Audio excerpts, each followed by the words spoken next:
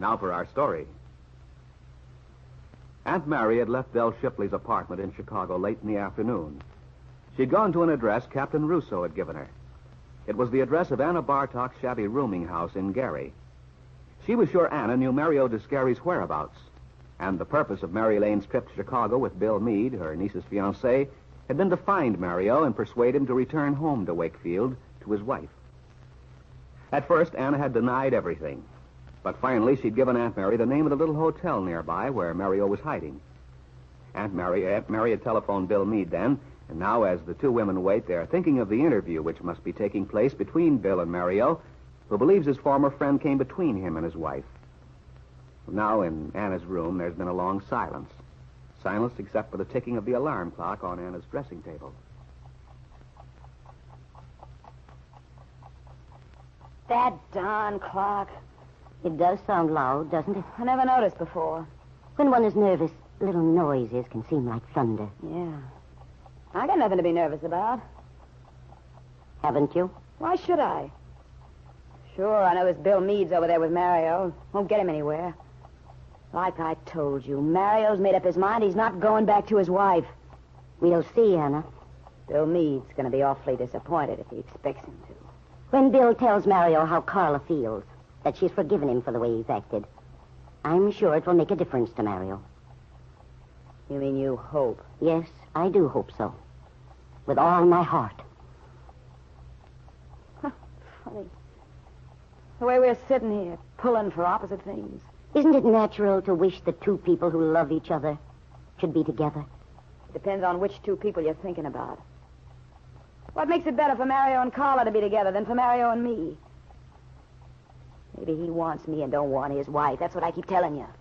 That's what you keep telling yourself, Anna. Look, you haven't seen Mario since he left Wakefield. You don't know how he feels or what's been going on in his head. Well, I do. And we drove out to the country, looking for a little place we could buy. Gosh, he was like a different person. I looked at the fields and the trees. Mario's eyes were shining. He was really happy. Perhaps he was thinking of his own farm. Mario loves his land dearly, Anna. He's been there all his life, and his father before him. Yeah. He's a farmer, all right. I'd be one, too. I'd do anything to make him happy. And I could. I never had a chance like this before, Mrs. Lane. Oh, I'm sure there were guys that... But they weren't like Mario. You'd never want to be with him all the time, night and day. When this guy, this Bill Meade, gets here, we'll know which one of us is right. You don't believe me, do you? You don't really believe I love Mario? Yes, Anna. I believe you. Then why don't you give me a break? I got a right to be happy, too, haven't I? Haven't I? Of course you have, my dear, but not at the cost of someone else's happiness. Well, why should his wife win out at the cost of my happiness?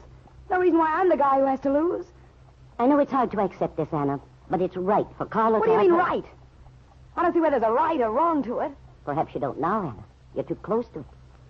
And yet somehow, I don't believe you're as sure of Mario's love for you as you pretend.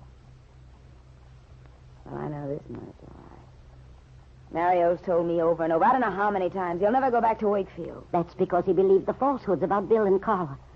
So naturally, he was bitter. But tonight, Anna, Bill's trying to make him understand he was wrong. Yeah. But I know how Mario feels about him. He won't get to first base. In fact, if Mario acts the way I expect, he's probably cleaning up on him right now. You know Mario so well, you ought to know what a temper he's got.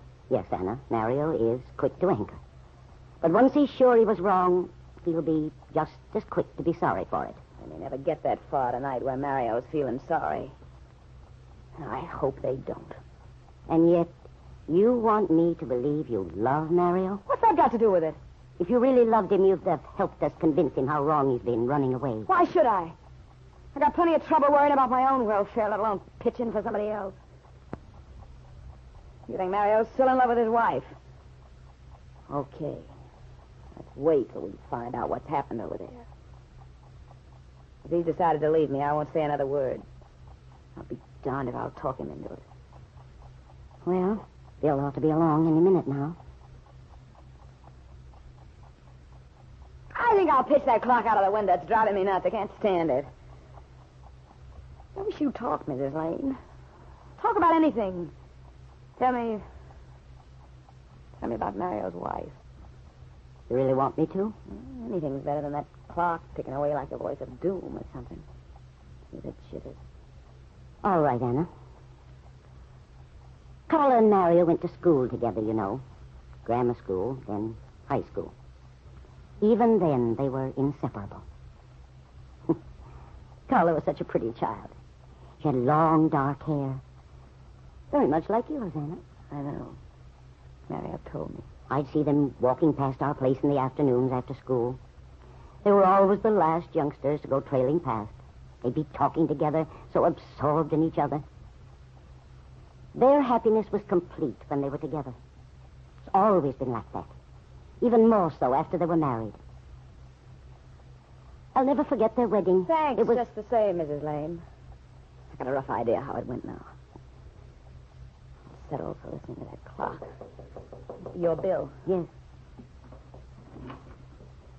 Mrs. Lane. Come in. Oh, there you are, Aunt Mary. I take it you're Bill Meade. Oh, hello, Bill. We've been waiting for you. Yeah, well, I couldn't get here any sooner. Bill, this is Miss Anna Bartok. Mary's been working for her. Anna, Bill Meade. Well, Mr. Meade, you saw Mario, didn't you? Yeah, Bill, what happened? no good, Aunt Mary. You mean Mario isn't going back with you? That's right. He's staying, he said. Oh, Bill. I know, Aunt Mary. I feel awful about it. I did my best, but I just couldn't get anywhere with him. I told you so, Mrs. Lane. I told you he'd never go back. Just a minute, Anna. Bill, did you tell Mario there wasn't a bit of truth in the gossip he'd heard? Did you explain how false it was and how much Carla wants him home again? Yeah, sure, I told him all that. And he finally believed me, too. He believed you, but still he wouldn't agree to go home? That's right. He kept saying he couldn't go back. He repeated that over and over. He couldn't. Wonder why he thinks that. And it's funny, Aunt Mary, because I know just as well as anything that he wants to, deep down in his heart. What makes you think so? You heard what he said, didn't you? Yeah, I heard what he said. But that's just it. Somehow I felt as if he were just repeating it to sort of convince himself. Aunt Mary, that guy's still in love with Carla. I could tell from the way he talked about it. But something's holding him back. Did he give you any idea what it is? No, he didn't. But whatever it is, I couldn't budge him, Aunt Mary. No, Mario is bound and determined that his life in Wakefield is finished. And when I think of Carla, so anxious for him to go home, And here's Mario loving her, and yet with some darn fool idea that he can't return. Bill, isn't there a possibility Mario may think it over and change his mind? I doubt it, Aunt Mary. But anyway, I gave him Dell Shipley's address just in case. That's good.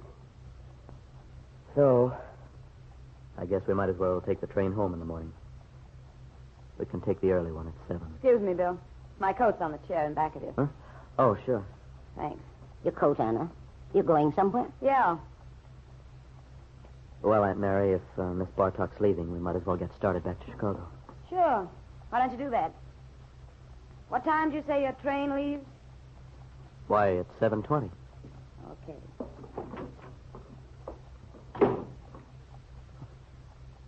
What did she want to know that for, Aunt Mary? About what time our train leaves? Well, Bill, if my hunch is right, Anna meant that Mario Descari would probably be on that train with us.